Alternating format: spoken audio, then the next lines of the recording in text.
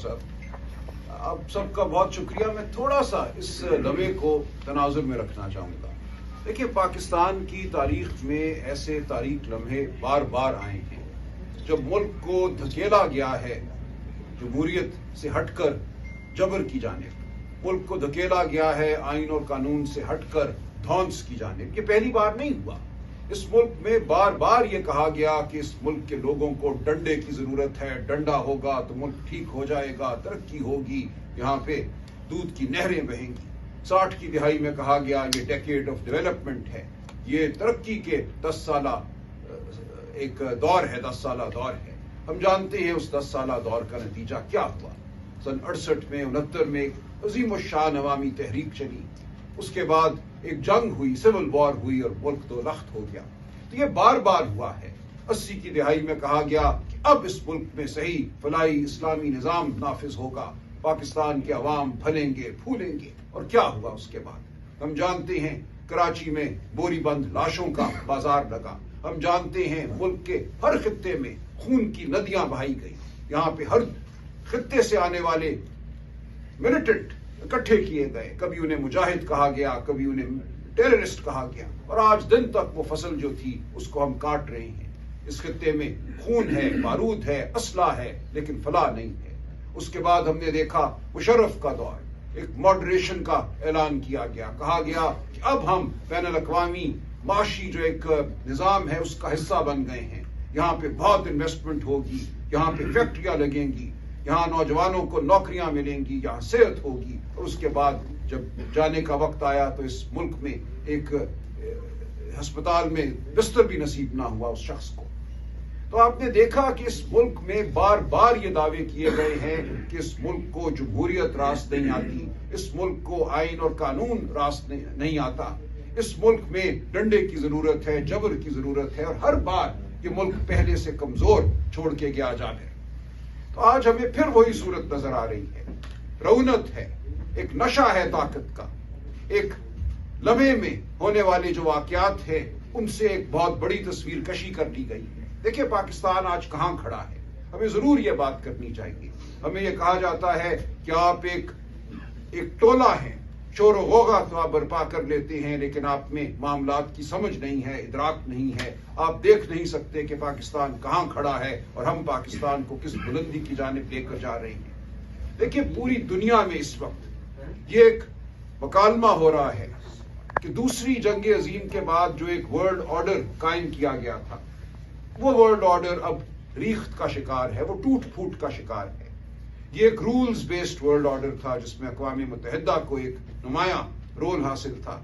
इसमें मुख्तलिफ ममालिक एक दूसरे के साथ मामला करते थे, जनरल असेंबली, सिक्योरिटी काउंसिल के जरिए दीगर इदारे वजूद में आए, वर्ल्ड ट्रेड ऑर्गेनाइजेशन वजूद में आई, और दीगर बहुत से, यूनिसेफ आया, उसके जरिए तरक्की की बात होती थी। एक मल्टीलैटरलिज्म का दौर था। अब आज ये हो रहा है कि वो तमाम निज़ाम जो है उसको मुनहदिम किया जा रहा है, और मुल्कों को यह कहा जा रहा है कि ताकतवर ममालिक के साथ अपना रिश्ता जोड़ दो। और दो बड़े ताकतवर मुल्क इस वक्त हमारे सामने खड़े हैं, एक जानिब अमेरिका है, दूसरी जानिब चीन है। और अब हमें एक मामला करना है इन ममालिक के साथ। इस वक्त ये कहा जा रहा है कि पाकिस्तान मल्टी अलाइनमेंट की पॉलिसी पे गामजन है। हम ना इधर जा रहे हैं ना उधर जा रहे हैं, लेकिन दोनों के साथ हम कुछ ना कुछ मामला कर रहे हैं। चंद दिन कबल मोहित यूसुफ जो नेशनल सिक्योरिटी एडवाइजर थे, उनकी गुफ्तगू सुनी। उन्होंने कहा कि इनएविटेबल है, ये नागुज़ीर है, उलमा आएगा जब हमें इन दोनों में से एक का इंतखाब करना होगा। इस वक्त हमारी पॉलिसी ये है कि हम उस लम्हे को मौखर कर रहे हैं। हम चाहते हैं कि उलमा ना आए, उसको जितना हम दूर कर सकते हैं हम करते रहें। ठीक है, ये पॉलिसी ठीक है, हमें इस पर गामजन रहना चाहिए, लेकिन इस तमाम पॉलिसी के पीछे क्या अवाम की ताईद है? क्या अवाम को पता है उनके साथ क्या हो रहा है? अगर उनके सूबे में कत्ल वारत होती है, उनके सूबे में ड्रोन हमले होते हैं, शादियों में वलीमों में लोग मारे जाते हैं, जहां बहक होते हैं, शहीद होते हैं, अगर उनके सूबे में मादनियात के हवाले से कोई मायदे होते हैं, तो ये किस निज़ाम का हिस्सा है? इसी तरह माशी तरक्की के मुख्तलिफ मॉडल जो हैं इस मुल्क में अपनाए गए और दुनिया पूरी में अपनाए गए। एक मॉडल ये था कि जो मार्केट है उसको बिल्कुल खुला छोड़ दो, सेठ जो है वो सबसे बेहतर जानता है कि क्या करना है, कहाँ फैक्ट्री लगानी है, नहीं लगानी, पैसा मुल्क में रखना है, नहीं रखना, दुबई ले जाना है, कहीं और ले जाना है, ये सेठ पे छोड़ दो। रियासत को बिल्कुल पीछे हट जाना चाहिए। ये एक नजरिया रहा है और आज शायद इसी नजरिए का मैं समझता हूं दौरा है पाकिस्तान के अंदर भी। दूसरा नजरिया ये रहा कि नहीं, हमारे जैसे ममालिक में रियासत का एक बहुत बड़ा कलीदी रोल है। रियासत को तालीम भी देनी है, रियासत को लोगों को सेहत भी देनी है। और इन दो नजरियात के दरमियान एक जंग इस मुल्क में चलती रही है और ये जंग कभी एक तरफ गई है, कभी दूसरी जानिब गई है। लेकिन पाकिस्तान की अवाम को दोनों मकालमों में कभी कुछ नहीं मिला। आज सूरत हाल ये है कि 15 साल की उम्र के जो हमारे बच्चे हैं उनमें से 40 से 50% किसी स्कूल में नहीं जाते, किसी मदरसे में नहीं जाते, किसी वोकेशनल ट्रेनिंग इंस्टीट्यूट में नहीं जाते। हमारे 15 साल के बच्चों में 40% ऐसे हैं जिनका दिमाग और जिस्म उनकी उम्र के एतबार से सुकड़े हुए हैं। ये दुनिया में बुलंद तरीन सतह है स्टंटिंग की। तो पाकिस्तान आज कहां खड़ा है? पाकिस्तान को हमने आगे लेकर जाना है क्या जबर की बुनियाद पर, धौंस की बुनियाद पर? अगर जबर और धौंस से तरक्की होना होती तो वो अयूब खान के दौर में हो गई होती, वो याहिया खान के दौर में हो गई होती, वो ज़ियाउल हक के दौर में हो गई होती, या मुशर्रफ के दौर में हो गई होती। हर बार ये हुआ कि अशराफिया अमीर से अमीर तर हुई और अवाम गरीब से गरीब तर हुई। आज जहां हम खड़े हैं एक बड़े मकालमे की जरूरत है। पाकिस्तान के अवाम को शामिल करने की जरूरत है इस मकालमे में, वरना नतीजा वही होगा जो 1960 में हुआ या 70 में हुआ या 80 में हुआ या 88 में हुआ या 90 और 2000 की दहाइयों में हुआ।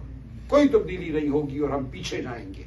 आज ऐसा हमला किया गया है इस मुल्क में आईन और कानून पर जिसकी मिसाल किसी मार्शल लॉ के बदतरीन दौर में भी नहीं मिलती। जिस तरह अदलिया को सरनिगूं किया गया है, जिस तरह जजों के ऊपर तलवार लटकाई गई है, किसी भी हाई कोर्ट के जज को उठाकर आप एक कोर्ट से दूसरी कोर्ट पे फेंक सकते हैं। आप सुप्रीम कोर्ट से खाइफ थे तो आपने सुप्रीम कोर्ट को मुनहदम कर दिया, उसको एक जेली अदालत बना दिया, क्योंकि सुप्रीम कोर्ट आइन की बात करती थी। सुप्रीम कोर्ट ने मिलिट्री कोर्ट्स के खिलाफ फैसला दिया। सुप्रीम कोर्ट ने कहा कि एक बूट में बैठा अफसर सिविलियन की ट्रायल नहीं कर सकता, उसको सजा नहीं दे सकता। ये पूरी दुनिया का मुत्तफिका फैसला है। पाकिस्तान आज वाहिद मुल्क है जहां एक आइन है जो अदलिया की बात करता है, इंसानी हुकूक की बात करता है, जिसमें सिविलियन का ट्रायल फौजी अदालतें कर सकती हैं। कोई और मुल्क ऐसा नहीं करता। अफ्रीका का कोई मुल्क ऐसा नहीं करता। लातीनी अमेरिका का कोई मुल्क ये नहीं करता।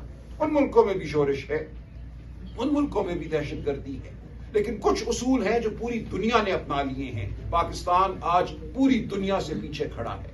जब हमारे सुप्रीम कोर्ट ने कहा आप ये नहीं कर सकते, आपका आइन तो हुर्मत इंसान की बात करता है, आपका आइन एक आजाद अदलिया की बात करता है, कैसे एक अफसर आजाद अदलिया का नेमुल बदल हो सकता है? वो एक मातहत अफसर है। जब उसके बाला अफसर कह चुके कि इनको सजा देनी है तो उसकी क्या मजाल कि वो इनको सजा ना दे।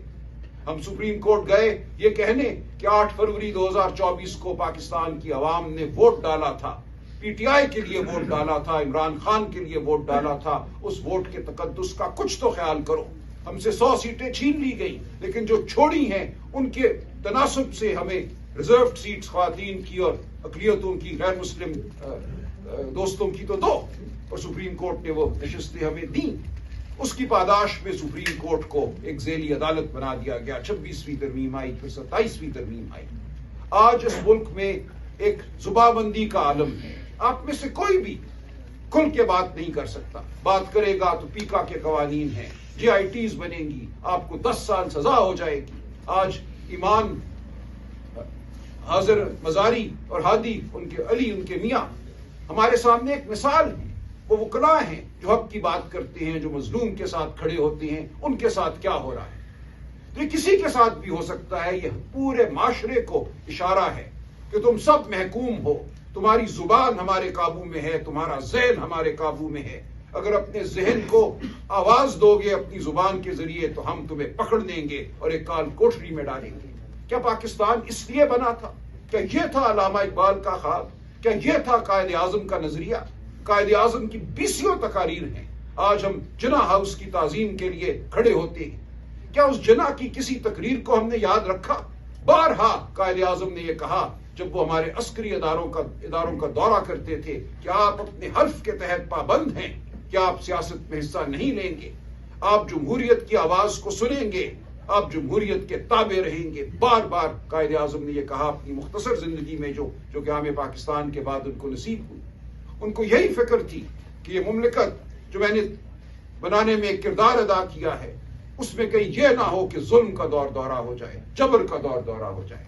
तो आज हम वहीं खड़े हैं जहां कायदे आजम हमें खड़ा नहीं करना चाहते थे। आज हमें यह कहा जा रहा है कि इस मुल्क का जो मकबूल तरीन लीडर है वो नेशनल सिक्योरिटी थ्रेट है। यह भी एक मज़ाक़खेज़ बात है और यह पहली बार नहीं हुई। मैं असगर खान साहब का वकील था जिन्होंने मुकदमा लड़ा कि 1990 के इलेक्शन में उस वक्त के DGISI और उस वक्त के आर्मी चीफ ने मुदाखलत की।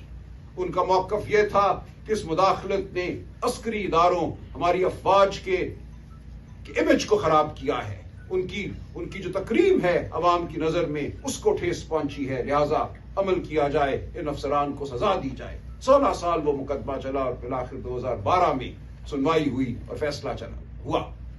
उस मुकदमे सिक्योरिटी थ्रेट है। यह भी एक मज़ाक़खेज़ बात है और यह पहली बार नहीं हुई। मैं असगर खान साहब का वकील था जिन्होंने मुकदमा लड़ा कि 1990 के इलेक्शन में उस वक्त के DGISI और उस वक्त के आर्मी चीफ ने मुदाखलत की। उनका मौक़िफ़ यह था कि इस मुदाखलत ने अस्करी इदारों, हमारी अफवाज के इमेज को खराब किया है। उनकी जो तकरीम है अवाम की नजर में उसको ठेस पहुंची है, लिहाजा अमल किया जाए, इन अफसरान को सजा दी जाए। 16 साल वो मुकदमा चला और फिर आखिर 2012 में सुनवाई हुई और फैसला हुआ। उस मुकदमे के दौरान मैं आपको बताता चलूं, उस वक्त के DGISI असद दुरानी साहब ने एक एफिडेविट फाइल किया जिसमें उन्होंने ये कहा कि हाँ, हमने 1990 के इलेक्शन में मुदाखलत की थी। हम नहीं चाहते थे कि बेनजीर भुट्टो दोबारा मुल्क की वजीर आजम बने। हम नहीं चाहते थे कि पीपल्स पार्टी का वजूद रहे। हम फैसला कर चुके थे कि पीपल्स पार्टी और Benazir Bhutto national security threat है। लिखकर यह एफिडेविट उन्होंने अदालत में दायर किया। आज भी अगर आप जाके फैसला पढ़े 2012 का, असगर खान वर्सेस मिर्जा असलम बेग मुकदमे का उन्वान है, उसमें आपको यह एफिडेविट मिल जाएगा। तो बार बार इदारों ने फैसले किए कि अवाम का कोई मकबूल लीडर नेशनल सिक्योरिटी थ्रेट है, उसको मंजर से हटाना जरूरी है, लेकिन ऐसा नहीं हुआ। आप अवाम के दिलों से उनके किए गए फैसलों को नहीं हटा सकते। पाकिस्तान की अवाम बाशऊर है, हमेशा बाशऊर रही है। पाकिस्तान की अवाम अगर आज इमरान खान के पीछे खड़ी है, इमरान खान से उम्मीद लगा के खड़ी है, तो उसकी वजह है, ये दीवाने नहीं हैं। हम जो आपके सामने बैठे हैं, हम कोई सहरज़दा लोग नहीं हैं जिनकी सोच नहीं है, जिनकी अकल नहीं है। हम जानते हैं इस मुल्क पे कौन काबिज रहा है। हम जानते हैं कि आज जो सियासी जमातें जो एक जमाने में जमहूरियत का नाम लेती थी, वो आज मातूब होने के बाद मगलूब हो चुकी हैं। उन्होंने सहा, बहुत कुछ सहा, लेकिन आज उनके अंदर वो सकत बाकी नहीं कि वो अवाम की बात कर सके। वो सर झुकाए नौकरी कर रही हैं। पाकिस्तान की अवाम जानती है कि एक ही पार्टी है और एक ही शख्स है और उसके साथ उसके इत्तेहादी हैं जो पाकिस्तान के अवाम की बात करने की ताकत रखते हैं, जो ये कह सकते हैं कि हमने पाकिस्तान की अवाम को नौकरी देनी है, ये रियासत की जिम्मेदारी है कि नौकरी मिले। चंद दिन पहले हमारे आज के वजीर खजाना साहब ने कहा कि यह रियासत की जिम्मेदारी नहीं है कि अवाम को नौकरियां दें। यह अफसोस का मकाम है। क्या है तरक्की अगर आपको, आपके बच्चों को रोजगार नहीं मिलती? तो क्या करूं मैं उस तरक्की का जिससे कोई सेठ अमीर से अमीर तर होता है और आपके घर चूल्हा नहीं जलता? तो हमने उस सियासत को आगे लेके चलना है जो अवाम दोस्त सियासत है, और पाकिस्तान की अवाम जानती है वो अवाम दोस्त सियासत कौन कर रहा है और कौन करने की सकत रखता है, कौन बेनियाज है ओहदे से, कौन सियासत में इसलिए है कि मुल्क के लिए कुछ कर सके, अवाम के लिए कुछ कर सके, नौजवानों के लिए कुछ कर सके। आज अगर हम कटे हुए हैं अपने तमाम पड़ोसी ममालिक से, तो इसकी क्या वजह है? कहा यह जाता है कि अपनी बरामदात को बढ़ाओ, एक्सपोर्ट्स को बढ़ाओ। दुनिया का हर मुल्क सबसे ज्यादा एक्सपोर्ट, सबसे ज्यादा बरामदात अपने पड़ोसी ममालिक को करता है। आज अफगानिस्तान से हमारा बॉर्डर बंद है, ईरान के साथ मामलात हम ठीक करने की कोशिश कर रहे हैं, खुदारा वो ठीक हो जाए, खुदा करे कि ऐसा हो। भारत के साथ जो मामलात हैं वो हैं, लेकिन एक पूरा मजमूई तौर पे जब हम एक तनाजुर देखते हैं इस खत्ते का, तो हमें नजर आता है कि जो जबर के अदवार में फैसले किए गए उनका खमियाजा हम आज भी भुगत रहे हैं। जब तक अवाम की फलाह को सामने रखकर फैसले नहीं होंगे इस बदलते हुए जियो पोलिटिकल तनाजुर में, इस बदलते हुए माशी एक जो निजाम का एक जो बदलावा आ रहा है उसको सामने रखते हुए, तो कुछ नहीं होगा। आप एक मार्का जीतकर पाकिस्तान को फलाह की जानिब नहीं लेकर जाएंगे। कोई मुल्क आपसे हाथ मिलाकर अगर आपकी जानिब चंद बिलियन डॉलर फेंक भी देता है तो उससे पाकिस्तान के करोड़ों नौजवानों को नौकरियां नहीं मिलेंगी। पाकिस्तान की मईशत, हमारी इकॉनमी, जीएनपी इसकी आज भी 300 बिलियन से ज्यादा है। इसको 1000 बिलियन होना चाहिए था, लेकिन 300 बिलियन से ज्यादा आज भी है। अगर कोई 6-8 बिलियन डॉलर आपकी तरफ फेंक भी देता है और उससे आप नए कोई खिलौने खरीद लेते हैं तो पाकिस्तान की अवाम को क्या फायदा होगा? जब तक पाकिस्तान की अवाम पाकिस्तान के ऐवानों में नहीं गूंजेगी, पाकिस्तान की असेंबलियों में नहीं गूंजेगी, वज़ीर आज़म हाउस में नहीं गूंजेगी, उस वक्त तक पाकिस्तान की अवाम की फलाह मुमकिन नहीं होगी। आपने 16 सीटें जीतने वाली एक पार्टी को हुकूमत दे दी, फिर आपने कहा कि ये अब पाकिस्तान की फलाह के मंसूबे बनाएंगे। ये मुमकिन नहीं है। झूठ और फरेब पर खड़ा निजाम कभी भी देर पा नहीं होगा। पाकिस्तान की अवाम कभी भी इस निजाम को कबूलियत नहीं बख्शेंगे, और आखिरी कबूलियत वही है अल्लाह ताला की कबूलियत के बाद जो अवाम की तरफ से आए। किसी और की कबूलियत का कोई मतलब नहीं है। तो हम आपके सामने बैठे हैं, कल की प्रेस कॉन्फ्रेंस का कोई जवाब देने नहीं, वो एक अफसोसनाक गुफ्तगू थी, इस तरह भी नौयत की गुफ्तगू थी। उसमें ना कोई ऐसा पुरमग़ज़ कोई बयानिया था जिसका जवाब दिया जाए, वो एक दुश्मन दराजी थी, इल्जामात थे। हम उसका जवाब नहीं देंगे। हम आपको सिर्फ यही कहेंगे कि पाकिस्तान की अवाम को मत धुतकारो। पाकिस्तान की अवाम इमरान खान के साथ खड़ी है, पीटीआई के साथ खड़ी है। Imran Khan national security threat नहीं है।